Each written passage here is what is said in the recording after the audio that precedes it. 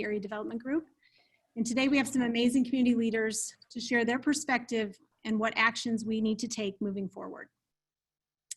As a community and a nation, we are all experiencing great emotion right now. And we continue to believe as leaders, and I know I speak for my colleagues, Kim, Josh, Nancy, and Mark, we know our role right now is to listen deeply, unite widely, and act boldly. We're hopeful that the Project Better Together network that we have worked up to set up will work from the lens of social justice in every aspect of our economic recovery. We must ensure we have disparate voices at the table as we move forward into the recovery phase. We're committed to diversity as a strategic imperative as we rebuild our systems. We are at a place in time where every organization can look at how they can support positive changes moving forward. I'm looking forward to hearing from our community leaders today who can help us all begin that process. Today, our panel will share their individual narratives, and they will be discussing policies and changes that need to be considered in our communities, particularly in our schools, our hospitals, and our Black neighborhoods. They will also share a perspective on being a truly welcoming community. And I'm going to go ahead and have Mark advance the slide here. We want to make sure that you know about our Icy Area Together website. We continue to build that out and provide resources for the community. And as I said, as projects further develop, we will definitely be looking at everything through the social justice lens. If you want to ask a question today, you will just need to go to the question and answer box and submit your question, and then wait for a reply or notification that it will be answered live. And we'll do our best to answer as many of those questions as we can. So at this time, I'd like to welcome our panelists. First, we have Taylor Scudder. Taylor is a teacher in the Iowa City Community School District. She currently teaches 7th grade literacy and 8th grade language arts at Northwest Junior High. Taylor earned her BA in elementary education and a certification in English and language arts from the University of Iowa. During her time as a student and a teacher, she's been working towards making the field of education more diverse and equitable for both students and staff. Next, we have Fred Newell. He's a native of Chicago, Illinois, and has lived in Iowa City since 2006. After graduating with a BA in social work from the University of Iowa in 2010, Frederick founded the Dream City, formerly known as the Dream Center, in 2012, a nonprofit organization that began as a response to the growing number of youth affected by absentee and non-involved fathers. Since its founding, the Dream City has developed into providing comprehensive family-focused supports to families in the entire corridor community. As a young father and community advocate, Frederick's goal is to strengthen families, change lives, restore hope through advocacy, empowerment, and lifelong education. Fred has proved he has a unique ability to impact the lives of youth and fathers and communicate effectively with families and create innovative programs that empower family units. Next, we have Suresh Gunasekaran. He's an MBA and is the Chief Executive Officer of the University of Iowa Hospitals and Clinics. He also serves as an Associate Vice President for the University of Iowa Healthcare, the state's comprehensive academic medical center comprised of the University of Iowa Hospitals and Clinics, College of Medicine, and the U of I Physicians, the largest multi-specialty medical and surgical group practice in Iowa. As CEO, he oversees the operational, strategic, and financial performance for U of I Hospitals, a regional referral center that includes U of I Stead Families Children's Hospital. Among his administrative responsibilities, he leads enterprise-wide commitment to comprehensive primary and specialty care for patients and families, focusing on clinical excellence, collaboration and innovation, quality and safety, and outstanding service. In his role as Associate Vice President, he works closely with U of I healthcare leaders to advance the organization's three-part mission of biomedical research, medical education and training, and patient care. Gunasekaran has more than 20 years of experience in healthcare administration and healthcare information technology. Prior to coming to Iowa, he served as Chief Operations Officer for the University of Texas Southwestern Health System in Dallas, Texas. He joined UT Southern in 2004 as Assistant Vice President and Chief Information Officer for the healthcare system. He began his career as an Administrative Director in outpatient clinical operations at Vanderbilt Children's Hospital in Nashville, Tennessee. He's earned an MBA degree with honors at Southwestern Methodist University in Dallas, Texas. Tre Lathan, a second grade teacher, aims to help initiate a strategic, systematic change in both her community and within the school system. She believes in teaching kids to be inclusive, sharing the beauty of diversity, and teaching tolerance. She's here to support her future kids, her students, and help educate others about the history of racial injustice and systematic oppression in our society. And last, not least, is James Tutson. He's a singer-songwriter originally from Iowa City. He currently works as the director of Young Life and lives in Iowa City with his wife, Stephanie, and 2 kids. His style is a combination of gospel that he grew up singing and the folk music. You can get links to where to listen and see him perform at jamestutson.com. So thank you to all of you for agreeing to be part of this important conversation. We started this last week with elected officials, and obviously as community advocates, we need to hear from you. As leaders in our community, we are looking forward to learning today. So I'm going to turn it over to James, who's going to kick off the panel. Thanks, James. Thank you. As you could probably tell, we have a lot of amazing people on this panel, and I'm just some guy. I'm here to help facilitate the conversation. I am, a member of this community like all of us. I grew up here, I went to college here, moved around for a little bit, came back and lived here with my family. And so I guess I wanted to start by addressing that everybody here that's on this panel and all of you listening, we have our own lenses and knowledge of what's happening, our own experiences, our own ideas about what this community should be and could be. And something that I feel like is important when we're talking about this conversation of racial justice is trying to get some sort of alignment. And so I think it's important to really start gathering these experiences, because even as some of us are talking about what's going on right now in the protests about George Floyd, where we don't know each other. Taylor and Tre and Fred and I have known each other for a while, but I haven't known Taylor and Tre and Suresh. And so everybody has a lot of passion for this, but we have yet to connect and really make that passion to something really meaningful in our community. And so I want to start by getting just a little bit of feedback from each of the people on the panel about their own specific lens and their own specific experience with kind of how Iowa City is doing as far as racial justice and equity, and maybe what their experience is so far. So I'll start with Taylor. Taylor, you are a teacher. She's not ready. Taylor, you're a teacher at Northwest. You've been there for a couple of years. You went to University of Iowa as well. Can you tell us a little bit about how Iowa City is doing? What do you see in the school district, or what do you see, where are some areas that you see that we could kind of start moving towards? Yeah, thanks for starting with me. No, I was not ready, but that's okay. So I'm originally from Cedar Rapids, Iowa. And I moved to Iowa City when I started at the University of Iowa as a freshman. And education wasn't my first choice, but going into the education field, just being a student at the University of Iowa, I didn't see a lot of students who looked like me in my program. And I also did not see a lot of teachers in my program who looked like me. I think the entire time that I was there, other than maybe like a TA or two, I only had one professor of color. And that was for my human relations class, which was like a pivotal class for my career because that's what sparked my interest in diversity studies. And so, I just think in our community, and I'm going to keep saying this, we have a lot of work to do in order to put like teachers of color into the positions that they need to be in, whether it be at the elementaries or the preschool level or the university level and secondary as well. I just want to see more people of color in positions of power within our community as well, so that like their people who are under them feel comfortable living in our community, if that makes sense. Thank you, Taylor. Yeah. Tre, I'm gonna bounce to you next because you are also in the school system. Give us some more of your thoughts. So if you don't know, this is actually my first year in the district, so I'm fairly new to the Iowa City area. So it's kind of a little bit harder for me to speak to racial inequality and things of that nature in the community.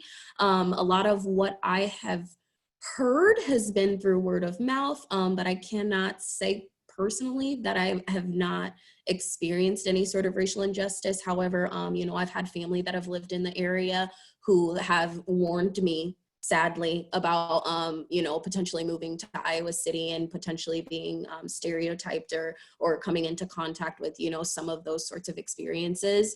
So outside of that, I just want to bring to the attention of everyone that, you know, this is also something that impacts students. And I would like to just see more dialogue happening, more accountability and higher standards that are created for, you know, police officers, increasing their training surrounding like psychology, racism, systematic oppression, and things of that nature, cultural competency. I'm also really interested in talking and seeing if we can figure out how to reallocate resources and funds and the responsibilities from, you know, away from the police, and use that to create more resources in the community that are, you know, helpful and beneficial to people of color.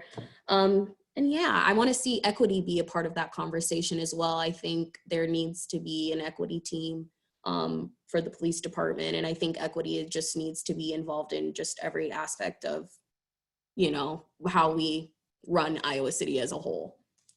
Sorry, I'm nervous too. I don't, yes. You're killing it, Doing Tre. Suresh, I'm going to move over to you. You have a very unique lens, and you can speak to kind of your experience in the medical field and at university hospitals, but also just as a community member. I'm originally from Nashville, Tennessee, and that's where I grew up. And so I think I'm on this conference call because they needed someone in a tie.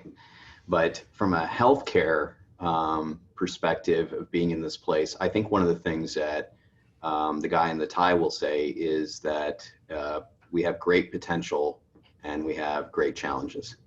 The great potential is, you know, having a large medical center like the University Medical Center means that we really can comprehensively take care of people's healthcare needs. And when you see the potential of that, regardless of whatever healthcare challenges community of color faces, we should have the medical expertise to be able to do that. But that potential is not fully realized every single day. And there are structural reasons why it's not accomplished. The best healthcare means that Fred needs to help us do that. I mean, in the community, it's good, strong family structures are integral to good health. Schools are a predominant influence in the most critical period of people's health, actually. A lot of habits are formed during that period of time. And I go with Taylor. You can't serve these kinds of communities if you don't represent these kinds of communities. Healthcare teams have to look like the communities that they support. And that's not a slogan, that's a reality, that you don't have the skills necessary to help implement a lifelong health improvement without having that kind of support. And so what I hope to hear about today is that the only way that healthcare can improve is to see a community come together, be honest with one another, and build teams that actually have the capability to do that. And when we talk about those capabilities, it's a real skill. It's not a jersey, it's not a name, it's an actual competency. And that's what I want to make sure to emphasize, that I think that what we're losing in diversity is hurting our ability to deliver good healthcare. It's not a preference, it's a skill. Thank you. Fred, you have been in our city for the last decade plus, including your time at University of Iowa, doing the work with kids. So I would love to hear your perspective. You've been involved in the school district, you can speak to that. You have your own nonprofit, you can speak to that. You've worked in social work, and also you are a full-fledged community member who's lived here for a long time now. So yeah, we'd love to hear your thoughts. Thank you all for having me. I wish you would have called me first because they took a lot of the things that I wanted to say. But one of the things I really want to focus on is Suresh said something that is so important to me that I do believe that Iowa City has great potential, but great challenges. And what I mean by that is I've been in the community for 10 years. Actually, this year is I've been in this community for 14 years. I came here in 2006. And one of the challenges I continue to have is there are not many spaces where especially Black youth feel like they can be themselves. And especially like when you talk about within our school system, when you talk about just even being a community member, there are so many challenges that does not allow for us to authentically be ourselves. Many times, many of us have to put on masks in every room that we walk into. And I think that in of itself is one of the greatest challenges in living in Iowa City. Another thing that when you think about young people is they don't have representation of themselves in many of the places that they go, whether that's at the school system, working at City High for the last 5 years. I didn't see enough diversity. I know that we had Mr. Coleman as the Dean of Students, and we had a band teacher, myself or you, but at the end of the day, our students don't have the opportunity to interact with people that look like them. And even in Iowa City, you know, I do know we have Mayor Bruce T, we have Supervisor Porter, we have Mrs. Rakisha Harrington, but in the places in which our students are constantly in, we just really don't see the representations that's necessary. And I'll just stop right there. Thank you, Fred. I'll bring it home before we start the questions with my own experience. What I can offer is that I'm maybe one of the only ones on this panel who grew up here. I've been here since I was 3 years old. And what I know about Iowa City is that, you know, I just spoke recently about bias. And what I know about Iowa City is that we are a community of people. It is rare for me to interact with somebody who I would say, oh, that person is racist. I had a conversation with a friend from Houston who works really hard at doing, you know, racial equity and diversity in Houston. He was asking what Iowa City's like. And I went on to describe that it's such an inclusive city and that it is, you know, I don't know the racism the way that, you know racism and that sort of things. But I was also describing to him that there is a really big disconnect, a really big disparity in the way that students of color, people of color perceive this community and have access to things.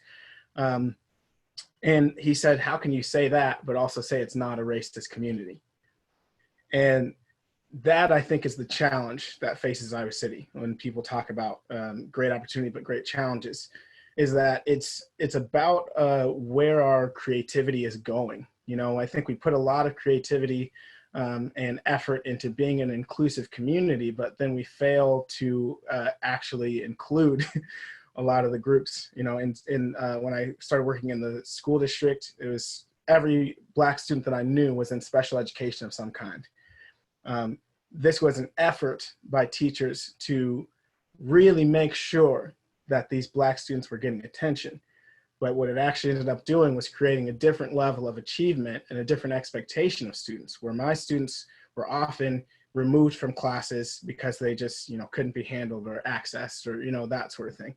And so we have these great intentions about what it might mean to be inclusive, but then the barriers that we create because of our biases or because of just a lack of creativity when it comes to being inclusive, I think is a real issue. And I grew up here doing choir and theater. Fred and I talked about that, choir, theater, those sort of things. And I was the only Black person who did those things. So there you go, Tre, same, Taylor, same, right? And so there even is a reason why some of us are sitting here in front of you, right? Because we have access, you know, to some of you people who are, you know, predominant white figures in the community, because we've grown up here trying to figure out how we can adapt, like Fred said, adapt and change face and do those things to get your voice and your attention.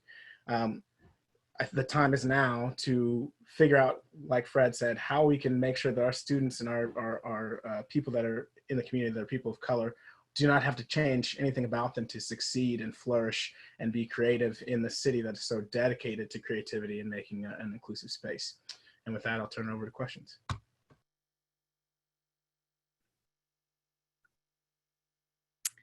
So I'm happy to share some of the questions that are coming in. You know, Fred, you brought up a space, and I'd love to hear a little bit more about that. What type of space do you think could be really beneficial for the Black community right now?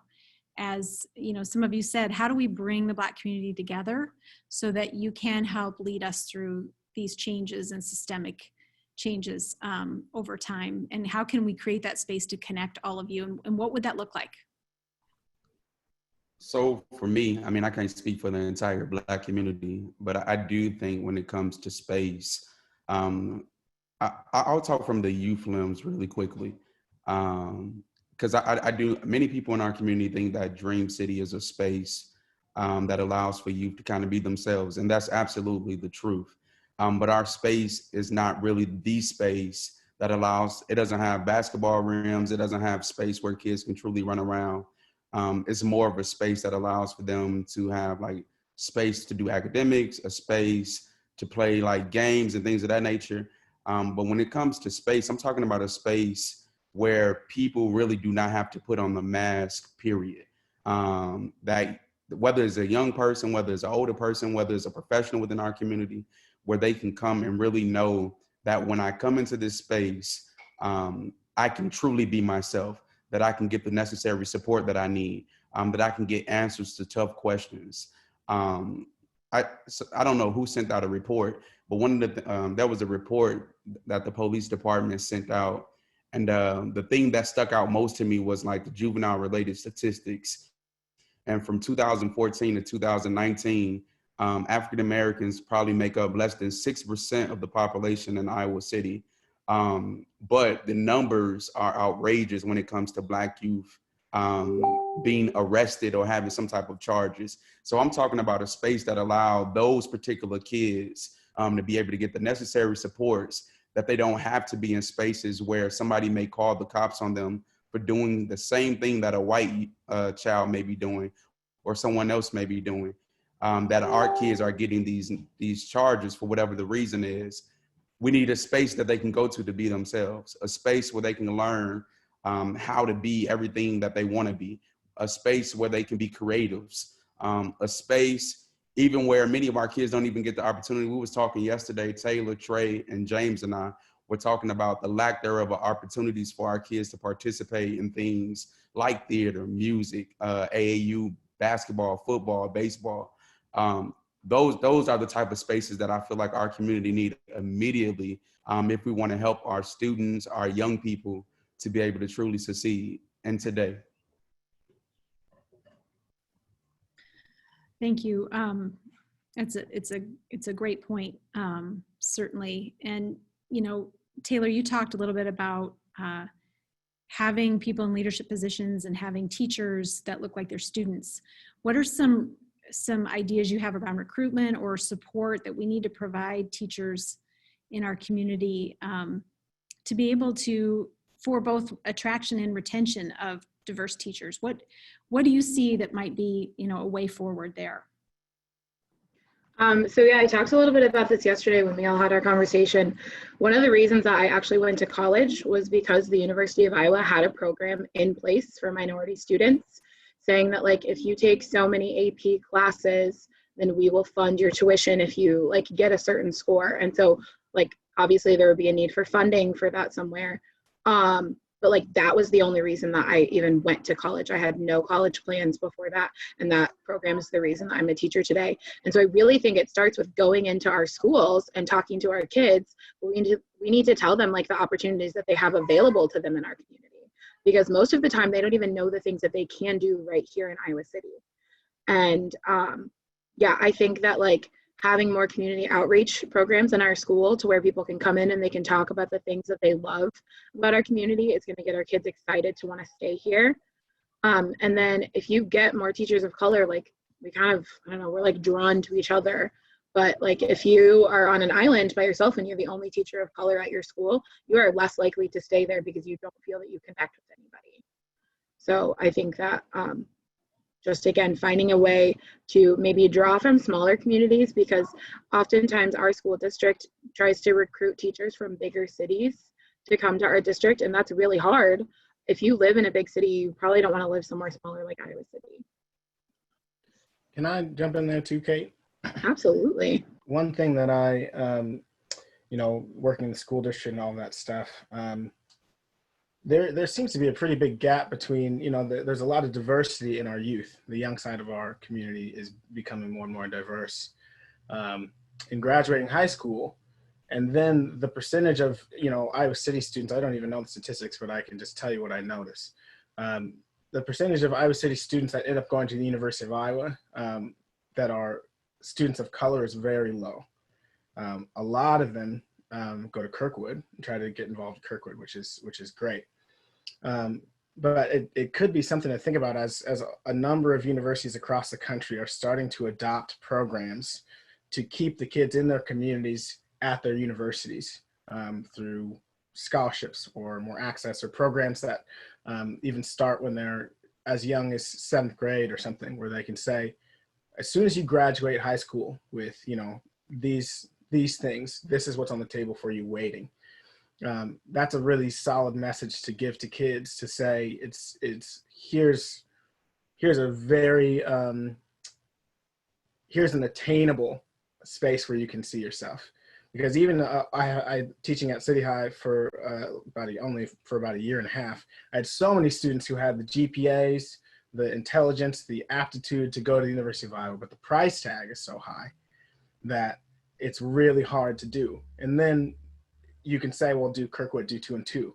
That's very difficult to do as well, because then you're living at home, you're working to pay for your school, you're going to school, and you got 2 years to get X GPA to get to, there's just so many more hurdles to accomplish the same thing. So if we want people to stay in our community and teach and be professionals, and, people of color to do those things, that has to be part of it, is just trying to remove some of the hurdles between them and these institutions that are in our city that are so valuable.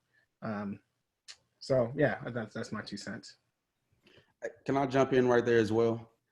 So James, I love that you just said that, just about, because I was at City High for multiple years, and this is not just a City High problem, but one of the things that frustrated me the most was that I would think almost 95% of the Black students that we worked with, James, they did go off to Kirkwood. But one of the things we don't talk about as a community, which I know is a fact, is only 5% of African-American young men who go, or no, less than 1% of African-American boys that go to Kirkwood graduates within the 2.5-year period. I believe we have to stop setting our kids up for failure. Because if we know that those are the statistics and we're just sending them to Kirkwood without any support, without any programs to help them to get through the programs, then we are creating the type of community which I believe we're now having in Iowa City, where we have a lot of young adults between the ages of 18 to 24 with the lack thereof of opportunities. So then they find themselves being a part of the criminal justice system because of the various different reasons, which I don't blame the school for, but I do know that the school knew that if these particular individuals did not get the necessary supports to be able to go off to college and be able to make a better life for themselves, this is what we were going to get within our city. And I just think that's something that our community have to start talking about, is how are we preparing our kids for life after high school, right? Because if we're not preparing them to go get a trade, we're not preparing them from college, then what are we preparing them to do? Can I jump in real quick? Sorry. So one thing I want to just kind of piggyback off of is what Taylor said. I can definitely speak to not having plans to go to college. The only reason that I went to college was because I had a counselor who pulled out a stack of scholarships and told me to fill them out. And, when she was asking me initially, my answer was I wanted to go, but I couldn't. I had the grades, but I knew it would be expensive and I didn't have access to those resources. So I would like to see, you know, just more spaces where you can help to encourage parents, educate kids, provide resources to those kids so they actually have avenues and an understanding of how to make that next step after high school. And as far as the school system goes, I don't want to make that seem like it's just an Iowa City problem. I think every single school across every single district has a problem, systematic oppression and systematic racism that affects our school system as a whole. And so when we talk about things of that nature, that means focusing on the curriculum and making sure that it is inclusive to all students of color and all people of all abilities and sexualities and genders, making sure that we're using professional developments that focus on being trauma informed, because kids experience trauma and they come into the school and that affects them, but that's something that's always left out of that conversation. Making sure we're creating safe spaces for students of colors and LGBT communities and making sure that we're supporting those ELL students, because I think students that are a part of that English language learning community, that's a lot to be able to have to learn a new language, but also be still held at the same standard as all these English speaking, you know, students who are already familiar with those sorts of things. Equity is my big thing. And I think equity should be a part of every single conversation, regardless of if it's education we're talking about or law enforcement or the medical field. Equity and accountability and consequences, and implementation. Those are my things that should always be a part of that conversation and talked about and, you know, evaluated. I know we got to move on to the next question, but I guess I'll just end by saying, I think on this call, you'll probably hear a lot of ideas, a lot of things that we can perceive as problems. We all have our lanes, right? I have my lane and Fred has his and Tre and Taylor and Suresh. My hope, I guess, is that if you're listening and you hear something that might be your lane, that you might be a champion for that thing. If you have access to spaces that you feel like, oh, you know what, I'm a developer, and I feel like I do want to develop something on the south side of Iowa City to serve our students over there, you know, whatever your lane is. It's not necessarily about what all of our answers are about what this community needs. We're just 4 people. It's you imagining how your lane could widen to more include people of color in the space. That's a great. That was so well said. Yeah. And, you know, as we looked at when COVID hit and we came together as our 4 organizations in the economic development world, and we saw the business community, you know, suffering and our community suffering, we started talking about, we moved into kind of this discussion about what does recovery look like? And as I said, I think the lens of equity, like Tre said, needs to be part of all of those conversations. But what we know is we have a lot of great assets in this community. And if we can collectively bring them together around these issues and start bridging some of those assets and creating opportunities moving forward, there are champions in our community, I think, that want to get involved. We just need to be able to, and what we're aiming to do is really start to begin those conversations and get people excited about the future and how it can look different and better, both economically, but also certainly through the lens of equity, because that's integral to these systemic changes that we need to make. I might ask Suresh, from the hospital perspective, how is recruiting, you know, diverse talent for you, and do you see that as a critical part of your plans moving forward? Absolutely. I mean, I think it's a challenge, though. I mean, at the end of the day, what we see nationally is that if you're Black and you want to be a doctor or a nurse or et cetera, isn't the first choice you have to go to a city that has a larger Black community, that is more vibrant, that has more resources, that you can surround yourself with a broader community. And you just have to admit that when you land in Iowa City, or you drive to Iowa City and you look at this, you quickly do the math. And like the other panelists say, you don't see yourself And the examples that you have of yourself are, the panelists here, I mean, I should just be quiet mostly, but I mean, I think that the general idea here of what they're talking about is the reality of recruitment. The reality of recruitment is folks don't see people like themselves. They see an extremely inclusive environment. And as a guy that grew up in Nashville, Tennessee, in the era that I did, I will tell you that, you know, this is 10 times more inclusive than anything I experienced in my childhood in Nashville. However, there is no, to me, inclusive means we're preventing bad things from happening. But if you really want the potential of a community, people want to be part of something good that's moving forward. So preventing bad things is not the same as making good things happen. And so if we're going to be successful in recruiting healthcare providers to this community of color, then we have to show them what they can be a part of that is making good things happen.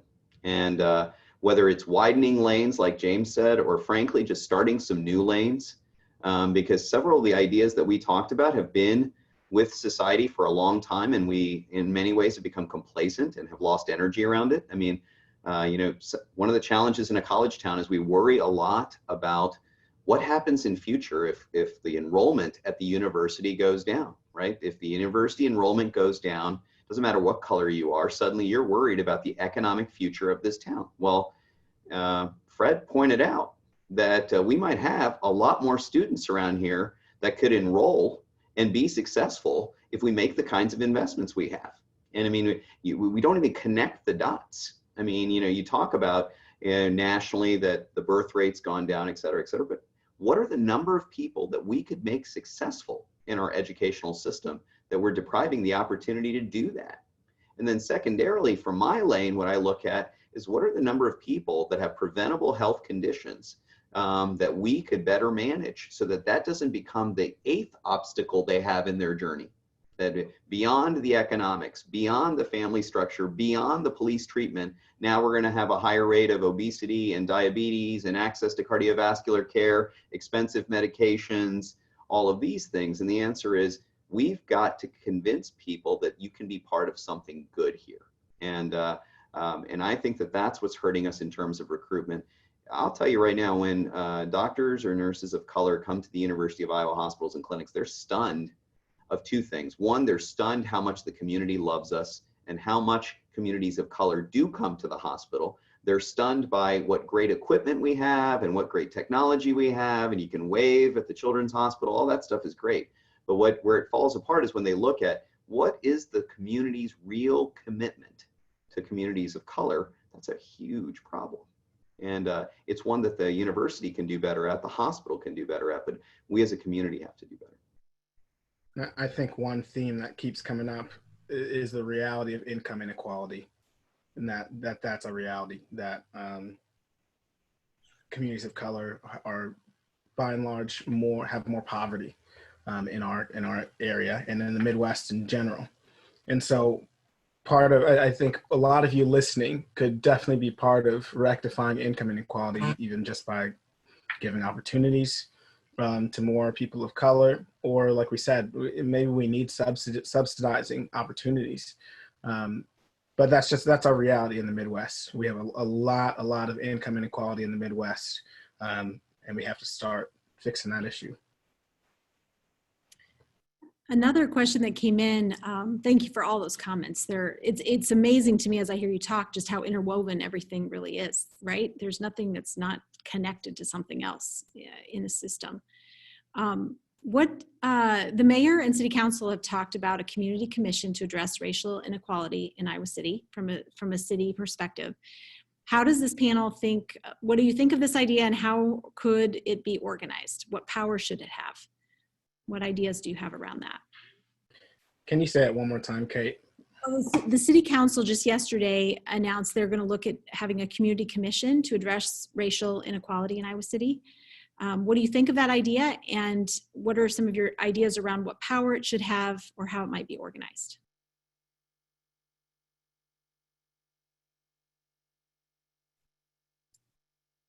Any of you can answer. I'm talking the most, so I'm trying not to talk as much, but I think Fred wanted to talk. I definitely can take it. I think it's an amazing idea. My biggest concern would just be what type of power does that commission have? Because I do understand we currently have the review board right now, and I was told that nobody kind of utilizes that because that review board has no power. So I think it's an amazing idea, but I would want to make sure that we're not just putting something together just to say, well, we have this. We have a place that we can go where people can bring complaints. If I bring a complaint, I want to know that these individuals can help me to make sure that if there was an injustice done, that this particular group has the power to do something about the injustice.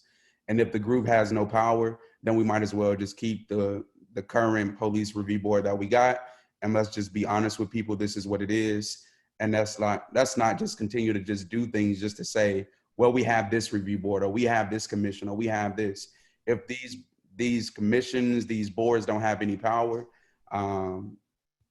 then we're just wasting people's time. Any other thoughts around the commission? I was just gonna say that I agree. That's why I was a little bit hesitant to ask, because of that question of what power should it have. We can say all day what powers we think it should have, but if those powers aren't granted, they're not gonna make a difference. So I agree with what Fred had to say. Yeah, I also agree, but within that, I think that they should probably be cognizant of who they're putting on those committees. So like, make sure that you are pulling from different parts of the community so that you have a collective voice, so that you're getting the perspective of the right community members. What I would say is that I think there's a lot of benefit to creating all manner of things like that. But by far the most community benefit is this right here. It's like all of you are committee members now. You know what I mean? As much as you would commit your own life to it, that's going to make such a larger difference than any one body that we can create. And one of the reasons why Fred and I even have been together in this last week more is we were just watching all the protests, and we were kind of noticing, like, I don't know who's running this one or who's running that one or who's running, this other one, but there's so many people out here at all these different times that you would just hope that if we could just get a message, kind of a unifying voice of message, this is what this community is about. We wouldn't even need the board. I'm not saying we shouldn't make that board, but what I am saying is that the responsibility is not on the board. You know what I mean? To get it right for all of us. The responsibility is a personal commitment. So I think the board is a good idea, and to keep doing that. But that kind of speaks to Fred. That doesn't negate our personal responsibility, your personal responsibility as a member of this community. But I mean, what is it? I mean, like 99.9999% of the people are not going to be on the board. They're just not. So it's about spreading the message of our personal commitments and our personal responsibility to the effort of racial equity. I would just add one thing. You bet, please. I would make sure in this moment that we don't overly get discouraged about the power of the commission. In these moments, you guys know the struggle. The rules are never fair. It's never as simple. So the first thing in a protest, they educate everybody who's very passionate is what's not possible. So that's the first thing that I've heard is we all need to get educated on who has what power to do what. Well, first of all, I just want to caution everyone, don't underestimate the value of getting the right people on this. Taylor said it. Taylor said get the right people on these committees. And I would highly, highly encourage us putting new ideas, new leaders that represent the community on this commission, so that even if what Fred said is true, that in the end there ain't no power to comment on the police procedures, at least let's hear it from people that we trust, that come from our community, that have credibility, et cetera. So that's the first thing I will say is that let's not get discouraged out of the gate. The second thing is, James is right. I still think these commissions are about making sure bad stuff doesn't happen. But if good stuff is going to happen, then the school district's going to have to start looking at itself. The university is going to have to look at itself. I mean, other large members of this community are going to have to look at one another. I mean, I think it's a very interesting issue, just taking one specific thing. Fred already talked about what the results are at Kirkwood. Do you know how many open positions we have at the university as the largest employer that we go a full 6 months or a year and we're unable to fill? That's an Iowa City problem. The university obviously posts these positions because we want them filled. We'd prefer to have them filled by people that are from this community that are going to want to work in this community and stay in this community. This doesn't need a commission. This needs some of what James is talking about. Actual community members coming together to create new lanes or widen the lanes they have. I'll tell you that right now. But the middle problem is really the issue. Without education, without healthcare, without community support, without space, without investment, these things don't happen. But let me tell you right now, it is troubling to hear what the failure rate is at Kirkwood when we take so many Kirkwood grads as new employees.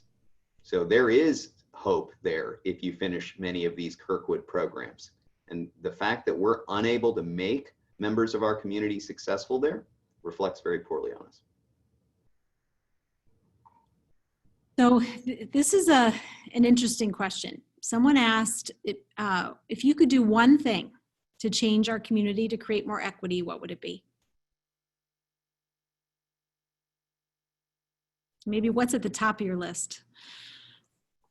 Well, I can go first. I can definitely say as a teacher, I am definitely in the works. Taylor is too, with just working on making sure that equity is more included in conversations surrounding education and what's going on with students. She and I are very passionate about this. She and I both believe in accountability, professional developments, and consequences for those who don't necessarily want to change or be more inclusive and kind of broaden that scope. I would say, so that's definitely one thing, just because I am a teacher, and then also creating safe spaces. And so like Taylor, she has clubs at her school that are for LGBT communities and students of color. I think that that is something that is so important for those students to have a space to go back to. And I'm hoping that, you know, and soon, I don't know what's going to happen with the pandemic, but eventually, you know, we can get to a space where that's offered at every school. And then also, you know, I think I can mimic what James said, and having some people take responsibility for the change as well, and educating themselves as well, because, you know, I feel like we're all very knowledgeable, but there's a lot of people in the Iowa City area who are knowledgeable as well, and who have avenues and resources that they could use that could also help with this problem. So some of that also means to take accountability for yourself and really reflect on who you are, what's important to you. And if this is important to you, doing the research and the implementation that will actually ignite a change. So those would really be my biggest things. And then, sorry, I'm talking a lot. Last thing, just because I am kind of in the works of also creating safe spaces in the community, I think there needs to be spaces to have this dialogue and for people to learn who are willing to teach and willing to learn and talk about, you know, racial disparities and the history of racism and systematic oppression, and have progressive conversations. And so I'm hoping myself to establish some sort of thing in the community like that as well. That's great. Thank you, Tre. Okay, that was awesome. Can I go next? So I definitely echo almost every single thing that she said. And she's right. Like equity is so important to me. But two things that I think that every community member could do is get educated themselves on how to be more anti-racist. I noticed that someone mentioned in the Q&A, Ibram X. Kendi. He's a wonderful professor. He has really great books, especially his How to Be an Anti-Racist. We are like reading that as a book study for our school. And I think that everybody should read that book. And then like even for younger kids, he has a young adult version called Stamped, which is like through Jason Reynolds. And that's just one way to like get more educated about systematic racism and understand like all the different terms that are happening in these conversations. Another thing is reviewing our allocation of funds. So looking at like, what are we spending the most money on, and do we need to keep spending the most money on that? And how can we reallocate those funds to get some of these programs that we're talking about funded? Yeah. Thank you. Great ideas. Fred or James? What's your top thing? So my top thing, I got a couple of things, but I'm gonna keep it brief. I would love to have more people of color in positions that allows for when they say something that people would truly get behind what they have said and don't put barriers in places where they can't accomplish that in which what they want to accomplish. And my other part is I would love for our community members, and I'm talking to everybody, to be willing to fight for others as much as you are willing to fight for your own. Because I believe that if we get to a place in our community where everybody is willing to fight for others as much as we're willing to fight for our own, then the systems which are failing us will know that it's not just Black people that's going to come knocking at the door, but our white brothers and sisters, our Hispanic brothers and sisters, our Asian brothers and sisters, that each of us are going to come fighting for the same thing, so that if you do something to one of us, you're doing it to all of us. And then if we all look at it that way, I believe change is on the way. But one thing that I told James and other people within our community, right now, everybody is screaming Black Lives Matter, and we are so appreciative of that. But what happens when the energy leaves, that people are tired of screaming that because they want to get back to life as normal, and I'm still a Black man? Has anything changed to where I'll be able to think that the world I'm living in is a world that I'll be able to be successful in without thinking about whether or not I'm going to die tomorrow or my sons are going to die? So I believe that is something that needs to happen immediately, that we all begin to fight for the same thing. Great point. Thank you. I'll tag on to that. Mine is pretty simple. It's not a concrete thing. It's more of a question. But the question is, like, who is Iowa City? Because I think our community identity is very strong. I mean, I see the signs everywhere, and Andre and Nina and a lot of people have done really good jobs at, the greatest small city for the arts. That's one thing, it's like, okay, so we got to make sure that's true for all of us, you know what I mean? Or like, we're the Hawkeyes, we say a lot of Hawkeyes, so is that true for all of us? Does everybody feel connected university in the same way? Or we're like a great music, like, I don't know, whatever it is. Again, it's back to what your lane is. But if whatever we would say are those identities of Iowa City, I love our Iowa City identity. I love the inclusion. I love the arts. I love music. I love sports. I love the camaraderie that is Iowa City. But then we have to ask, does everybody fit in that? Does everybody feel the same way about our community? And if not, it's similar to what Fred said, if not, then that's where we have to make our adjustments. I don't necessarily think it's a rebranding of the things that we already do really well. It's about opening those things up so that the entire community feels like they can stack hands on Iowa City and say, this is my space. This is exactly where I belong and fit. And so, yeah. Back to Fred's point about, are we truly welcoming? Are we truly inclusive in how we design our community and how we, move things forward? Suresh, anything you want to add on your priority? I mean, everyone else said it better, but I would just say one thing: create and support Black role models. I mean, I was able to feel the energy and meet a lot of people, including the folks on this panel. I mean, if this panel represents the future of Iowa City, I think we're in pretty good hands. I mean, the issue for us is, what are we going to do to help folks like this make a broad impact on the community? This is going to have to be broad, but I think that each and every person in every single part of this community can benefit by creating more role models, because that's how you get to Fred's world. Everybody knows a brother or sister that is capable, that you want to see succeed, you want to see win. You want to be part of that celebration. You want to get invited to Fred's house for the party. I mean, that's what we need. And easier said than done, but I think Within UI Healthcare, that's what we're committed to. We want to see more leaders of color succeed. We want to see within this community other organizations with leaders of color succeed, because this generation can do it. We don't need to wait another generation. We're here. We're here right now, and we can get to work. So I would say that would be my one idea. It's great. Any last shout outs for how people can support the Black Lives Matter movement right now? How can they donate? How can they volunteer? How can they help? Yeah, I would just say, I mean, look at our local organizations. Look at Fred. Call Fred. You know what I mean? Fred has been here a long time doing the work, more than anybody I know. And so, you know, utilize whatever resources are available to you. But there, you know, I was trying to tell kind of the young protesters the other night, there are places you can volunteer right now to get started. Even if you don't know you're in line yet, we got jobs for you. And kids need you. The school district desperately needs you. We need volunteers all over the place. So yeah, you can get educated on a lot of different areas that are doing really good work in our community.